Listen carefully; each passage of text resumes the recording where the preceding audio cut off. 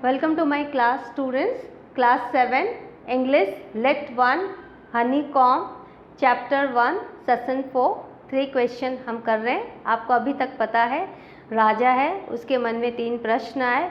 उसने wise man की एक जितने भी मैसेंजर्स थे उनको पूरे किंगडम में उनको भेजा।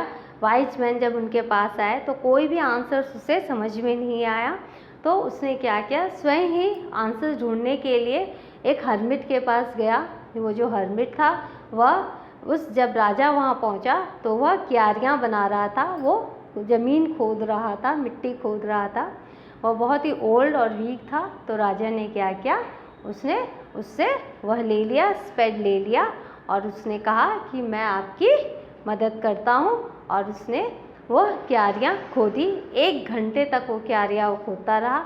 फिर राजा ने अपने प्रश्न दोहराए। प्रश्न कौन से थे, कौन सा सही समय है, कौन से ऐसे व्यक्ति हैं जिनसे के साथ वह संगति में रहे, और कौन सा इम्पॉर्टेंट काम है जो वह हमेशा करता रहे। आपने अभी तक की कहानी में, अभी तक के पोर्शंस में जाना, राजा बहुत ही काइंड हार्टेड और बहुत ही प्रजा का रक्षक रहा। उसने वो बूढ़े व्यक्ति से उसका स्पेड लिया, उसने उसकी मदद की। और जब उसने एक वुंडेड मैन को देखा, एक घायल व्यक्ति को देखा जो कि वो खून से लथपथ था और उसके शरीर से खून बह रहा था, उसने उसकी ड्रेसिंग की। जब तक उसका खून बंद नहीं हुआ वह पट्टियाँ बदलता रहा। उसने उसको सहारा दिया, पानी पिलाया। और सुबह जब वो उठा तो उस दाढ़ी वाले सज्जन ने राजा से कहा कि आप मुझे प्लीज़ माफ़ कर दो। तो राजा ने कहा कि मैं तुम्हें नहीं जानता हूँ, तो फिर मैं कैसे तुम्हें माफ़ करूँ। तो उसने कहा कि मैं आपको जानता हूँ, मैं आपके उन शत्रुओं में हूँ जो आपका वध करना चाहता था, क्योंकि आपने मेरे बेटे को भी पुट टू डेथ, आपने उसको मृत्यु दंड दिया और आपने मेरी प्रॉपर्टी ज़बरदस्ती छीन ली और आपके बॉडीगार्ड ने मुझे घायल किया और आपने मेरी जान बचाई। अब मैं जब तक जिंदा रहूँगा आपके साथ रहूँगा, आपका लॉयल, मैं फेथफुल सर्वेंट बनके आपके जीवन भर सेवा करूँगा। सिर्फ मैं ही नहीं, मेरे बेटे भी आपकी सेवा करेंगे। तो अभी तक की कहानी आपने ये पढ़ी थी। अब हम इसके अंतिम पड़ाव की ओर चलते हैं।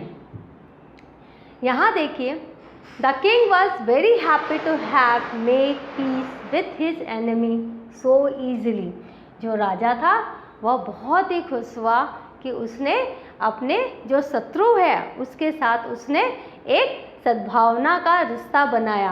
हैव मेड पीस, यहाँ आप देखो, सो ईजिली, इतनी आसानी से, and to have won him over as a friend, और उस शत्रु को उसने दोस्त बनाया, उसका मन जीता और वो हमेशा हमेशा के लिए उसका मित्र बन गया।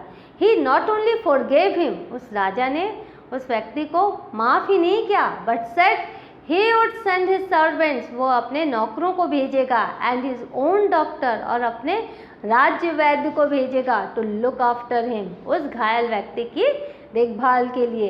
And he promise to give back the man his property, और उसने प्रॉमिस किया कि मैंने आपकी जो भी प्रॉपर्टी ली है वह मैं आपको लौटा दूंगा।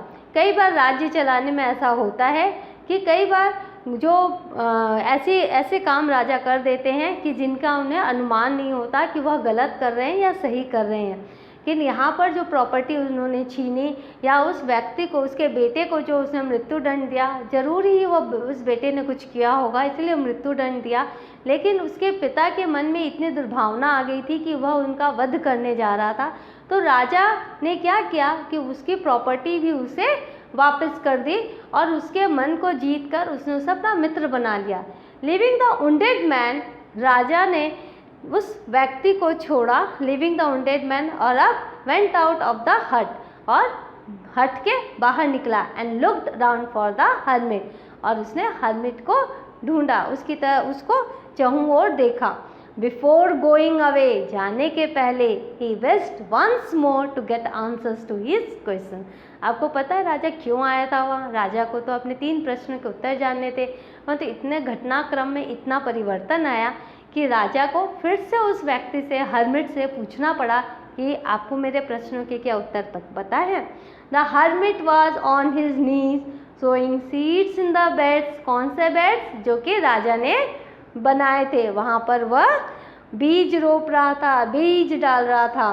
That had been dug the day before, जो एक दिन पहले खोदा गया था। पहले हर्मिट ने खोदा था, फिर राजा ने खोदा था। The king went up to the hermit and said, for the last time I beg you to answer my questions wise man. मैं अंतिम बार आपसे प्रार्थना कर रहा हूँ कि आप मुझे मेरे प्रश्नों के उत्तर दे दीजिए। बुद्धिमान व्यक्ति, wise man, for the last time I beg you,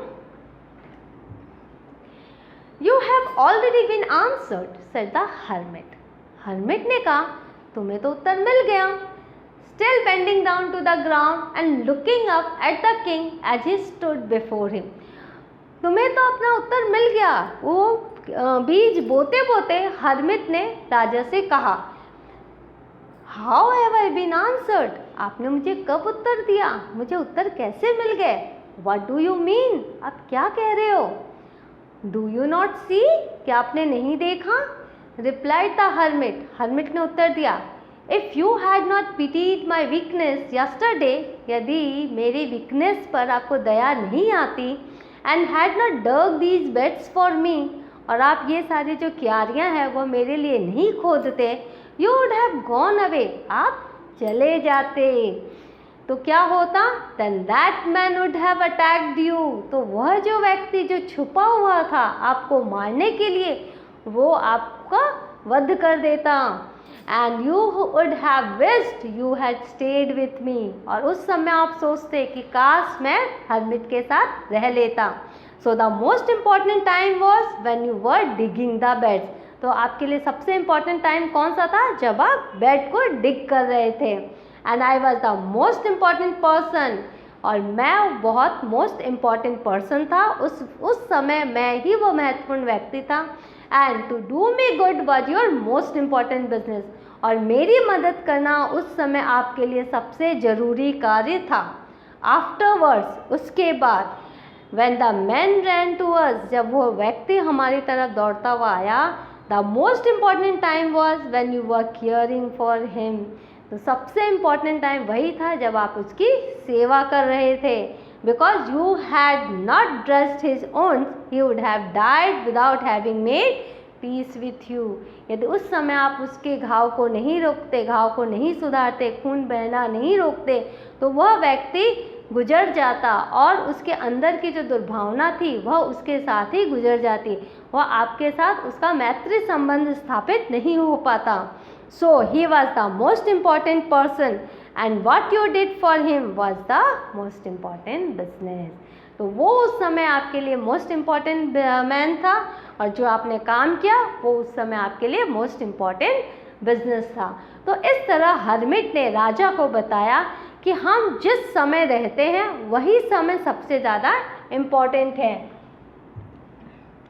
remember then, तो याद रखो, there is only one time that is important and that time is now. अभी का जो समय है, this time, present time, that is the most important time.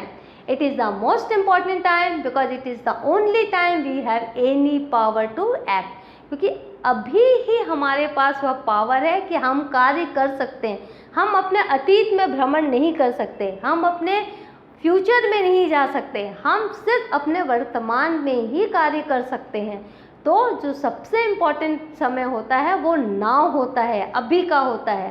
The most necessary person is the person you are with at a particular moment, और उस समय आप जिस व्यक्ति के साथ हो वही व्यक्ति आपके लिए सबसे महत्वपूर्ण है। आप किसी और के विषय में नहीं सोच के उस व्यक्ति के प्रति ही अपनी जिम्मेदारी निभाइए, वही सबसे पर्टिकुलर नेसेसरी पर्सन है। For no one knows what will happen in the future, क्योंकि आपको नहीं पता भविष्य में कौन और मिलने वाले हैं आपसे, परंतु जो व्यक्ति उस वक्त आपके साथ है, अभी आपके साथ है, वही आपके लिए मोस्ट इम्पॉर्टेंट पर्सन है। And whether we will meet any one else, the most important business is to do that person good. और सबसे महत्वपूर्ण कार्य क्या है? जो व्यक्ति आज आपके साथ है उसकी आप भलाई करो, उसका आप अच्छा करो, because we were sent into this world for that purpose only, क्योंकि ईश्वर ने हमें इसी कार्य के लिए इस धरती पर भेजा है। तो आपने देखा यह जो कहानी है लियो टॉल्स्टॉय की लिखी हुई है 3 क्वेश्चंस, और इस कहानी में कितने अच्छी तरह से कहानी के जरिए टॉल्स्टॉय ने हमें वर्तमान की महत्ता को बताया है। आज नाउ दैट इज़ इम्पॉर्टेंट, अभी जो व्यक्ति आपके साथ है that is the most important person, और उस व्यक्ति के साथ आपका जो एक्शन है, उसके साथ जो आप भलाई कर रहे हो, वही आपका सबसे इम्पॉर्टेंट कार्य है, बिजनेस है, अफेयर है, थिंग है। तो आपने देखा ये कहानी अभी यहाँ समाप्त हुई है, और नेक्स्ट में हम क्या करेंगे, इसके प्रश्न उत्तर की तरफ जाएंगे। और यहाँ पर जो हार्ड वर्ड है, हार्ड वर्ड, तो इस कहानी की सबसे अच्छी खासियत ये है कि जो बहुत ही सिंपल तरीके से कहानी लिखी हुई है, रीटोल्ड करके कही हुई है, it's a retold in a easier version. बहुत ही आसान तरीके से इस कहानी को प्रस्तुत किया गया है।